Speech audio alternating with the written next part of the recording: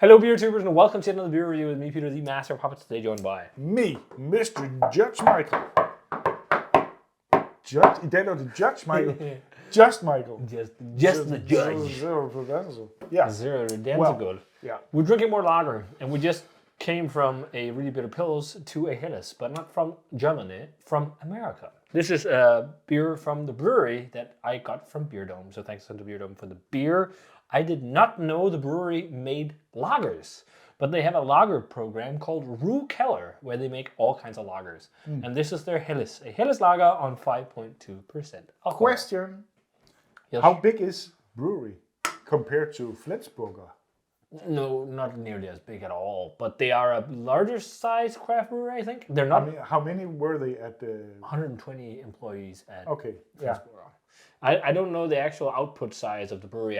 It's been years since I drank the brewery, but it was one of the breweries that I was really into in the past. I got the Sol. In the Christmas gift for my wife. I used to always get those the anniversary. ales. They were so good. But they are, in recent times, I remember having them being a little bit disappointed, but I think it's because they've not followed suit with what's going on these days. So they're still not they're not as rich as modern beers. We have them out here. I remember also the Chang, and I was quite disappointed. Yeah. But I mean, I'm looking forward to trying it again because I remember Sol and Pottery as being fantastic beers back then. I remember a lot of brewery beer being amazing. Also, just some of their big stouts, they were one of the pioneers actually of putting adjuncts in stouts. Chocolate Rain and Black Tuesday morphed into Chocolate Rain, Mocha Wednesday, Grey Monday, all those. Yeah. We reviewed a lot of them if you want to see the reviews on the channel. And back in the day, we scored them a whole lot higher than we've done in recent times. But they were massive beers. Yeah, they were. But this Helles is brewed according to tradition and trying to make a very classic, authentic Helles lager. It's got a very good grade for a lager, but in general, Americans also rate a whole lot higher than Europeans. I want to bet that this is going to be as good as a lot of European brewed lager, Helles lager. Probably not as good as some classic stuff, but if you look at ratings throughout Europe of classic beer, people tank it. They recommend drinking it at 3 degrees. 3 degrees. That's cold. I thought it said 8. No, it's 3 degrees. Frosty. That's pretty cold. The style is the Bavarian style, so there's kind of. We don't want to cut. I made too much of a zoom on the camera. Now we can't. We're gonna have to deal with it. Otherwise, your head is gonna be like this. You can't get too far either because of focus. No. So you can kind of debate two subgenres of Helles: Bavarian and Franconian. Okay. They are a little bit different, and I believe the Bavarian is the one that's a bit more bitter and hoppy. I can't remember. It says it has light bitterness. Yeah, it's the Bavarian one they say here. I can't remember exactly the difference. That was someone who explained the difference between how Bavarians brew Helles and how Franconians brew Helles. Technically Franconia is in Bavaria, but no, it's not Bavarian Helles. It's Munich Helles and Franconian Helles. That was how it was. It was the difference. I can't remember exactly what it was, but one was more hoppy than the other. So it's brewed with Pilsner malt, Magnum hops, and Saaz hops, and conditioned using the Kausen method. And I don't even know what they mean by that. But Kausen is during fermentation. You have high Kausen, where you have all the foam on top of the fermenter. And I wonder if that's where they close the tank for pressurized fermentation / conditioning. Kausen. Yeah. Kausen. Yeah, that's Kausen beer. So, but let's check this one out. So, Pour is a slightly hazy, quite hazy actually, golden yellow color. You see this often with craft interpretations of classic beer. They are a little bit more hazy, and I think most of the time it's due to not having a conditioning tank where it's lagered in, or it is shorter lagering times, or not taking out enough trub. But it's like if you lager in a conical fermentation unit, it's really hard to get it as crystal clear as you would in a bright beer tank. Okay. Either horizontal or vertical. Because it's that makes sense. So, so it's nothing to do with really the beer can still be really good, although it's a hazy lager. Of course. Maybe it also plays into, since they call it Ruekeller, maybe they want to play into a bit more of a Keller tradition where the beers are slightly unfiltered in its look. But they don't say anything here. No. Traditional. But I had a quick look on Untappd because I didn't know this Ruekeller series, and a lot of the pictures were of slightly hazy lager. But let's check out the aroma on this one. much more fruity. Yeah, it's much more fruity than the other one we had. Yeah, of course. It's floral, but almost slightly soapy to me. There's not a lot of bitterness to this one, in the smell at least. No, and I think I sense a slight trace of diacetyl, like a slight buttery butterscotch tone. Nah, maybe not. That was just initial. Perhaps Evil Twin is in on this one. Wasn't that the something about diacetyl? Oh yeah, diacetyl or something like that. Yeah. But I'm now not smelling it at all. I don't know what that was. Maybe it was like a little bit of a fleeting aroma in the glass, but it's much more subtle in aroma, like compared to the Pilsner we had. It's not that like very hizzy fizzy. It's also lighter carved. You can see that. It feels more like this softer style. But it isn't a Pilsner. It's a Helles. It's a Helles. Yeah. So sweet malt, more of a doughy breadiness to it. There's definitely some Munich or something in here, or decoction mashing to give some more malt richness. There's like this more sweeter, more rustic breadiness to it. It's light. There's not much smell to it. It's not like it's bursting out of the glass, but the style is not supposed to burst out of the glass. And the hop character is there. It's like a little bit more fruity.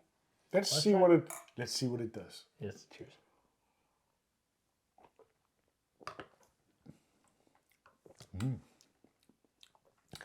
Is there a touch of diacetyl? A little bit. A little bit. Yeah, a little bit. Not a lot. There's definitely a touch of diacetyl. Yeah. It's super soft. Yeah. So, but didn't you say that some of the even some of the Franconian ones were with diacetyl. Yeah, and some of the Czech beers are supposed to have that note. So I don't know if it's. Yeah, I don't know. In a classic Helles, it's considered an off flavor usually. I mean, this tastes fine.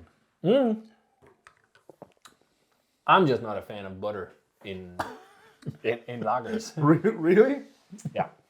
I will say this is a fairly decent attempt at lager from a craft brewery. There's a bit of soapy note.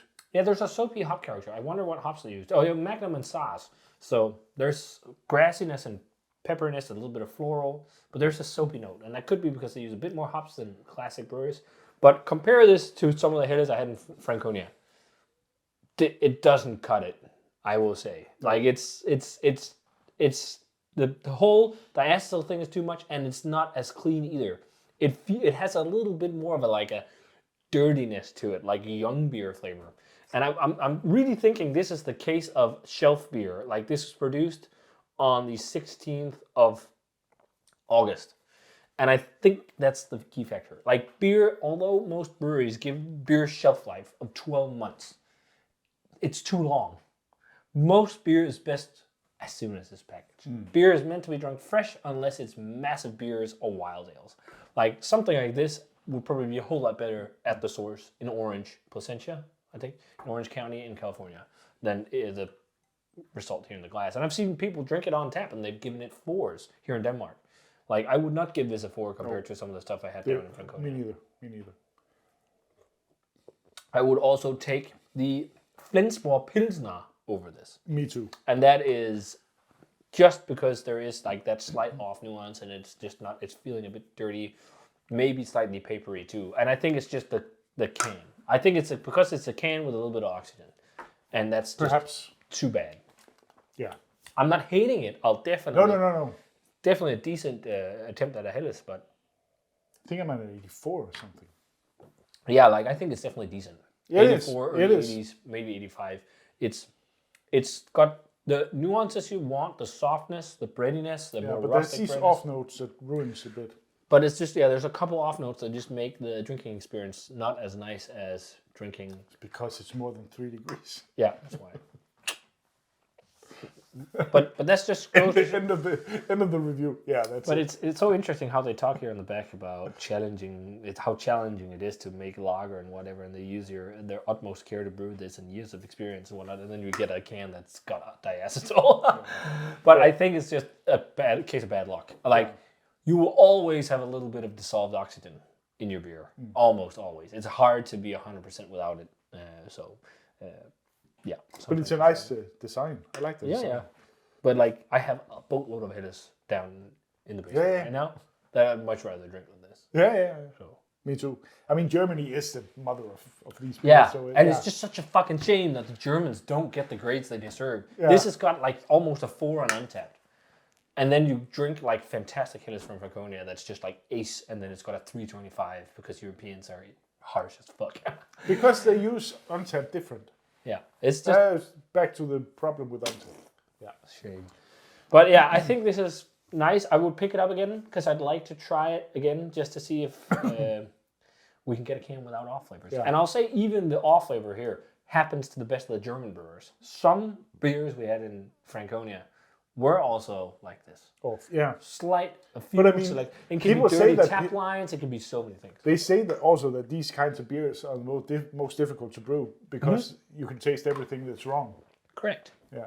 So, but it's growing on me the more I drink it, and the diacetyl can be fairly volatile. And I would also say it decreases with the It's time not in the filled glass. with diacetyl. No. You can taste it, and the soapy note, I don't like that either. It's definitely decreasing the more I drink it. Right now, I'm not picking up on it as much.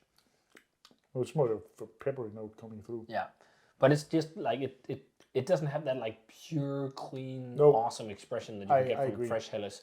But I think it's also a big key here is freshness. Like these beer styles are best fresh. That's just how it is. So yeah, I think like 84, like you said, is pretty good for this. Like you'll enjoy it if you like lagers, but it's not something where you're gonna be like, wow, this is one of the best lagers I ever had. Nope. So at least this can, it just might be that. So, but if you guys had a chance to try this one, let us know what you thought of it. I'm not sure if this still is available on Pure Dome. Check them out. They've had a lot of lager in the last few months.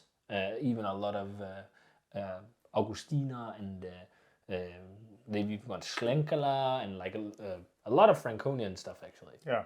And also Andexer, which man, their Weizen game is. But yeah, if you guys had this one, let us know what you thought of it. Maybe you had a better can, let us know. And as always, remember to comment, subscribe to the Facebook fan page and Twitter and Instagram. Give the video a thumbs up if you enjoyed it. Ring the bell for future notifications about videos. And we're going to say cheers. Give some craft Helles, buttery Helles, and see you guys in another beer review.